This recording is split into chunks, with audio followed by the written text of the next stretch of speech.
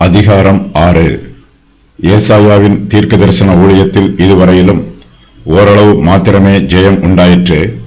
திரளான ஜனங்கள் தேவனுடைய எச்சரிப்பின் சத்தத்தை கேட்டும் மனம் திரும்பாமல் தங்கள் பாவத்தில் துணிகரமாய் இருக்கிறார்கள். ஏசாயாவோ தன்னுடைய ஊழியத்தை கைவிட்டு விடக்கூடிய நிலைமையில் சோர்ந்து போய் இருக்கிறார். இந்த சூழ்நிலையில் கர்த்தர் ஏசாயாவின் ஊழியத்தை புதுப்பிக்கிறார், அவரை உற்சாகப்படுத்துகிறார். ஏசாயாவின் ஊழியம் வீணாய் போய்விடவில்லை என்றும் கர்த்தர் அவரை இன்னும் அதிக வல்லமையோடு பயன்படுத்தப் போவதாகவும் தேவனாகிய கர்த்தர் வெளிப்படுத்துகிறார். ஏசாயா தீர்க்கதரிசி கர்த்தருடைய மகிமையை தரிசிக்கிறார்.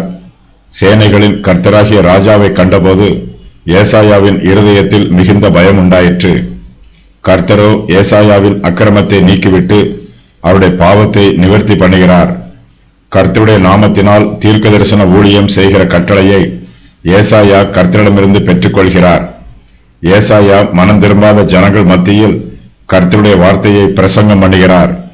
கர்த்தர் எல்லா ஜனங்களையும் அழித்து போடாமல் தமக்கென்று கொஞ்சம் பேரை மீதியாக வைத்திருக்கிறார். அவர்கள் மீது கர்த்தர் தம்முடைய கிருபையை வெளிப்படுத்துகிறார். ஏசாயா தீர்க்கதரிசி சுவிசேஷ தீர்க்கதரிசியாக ஊழியம் செய்கிறார். கர்த்தர் தனக்கு காண்பித்த தன்னிடத்தில் சொன்ன ரகசியங்களை ஏசாயா ஜனங்களுக்கு விசுவாசத்தோடு அறிவிக்கிறார்.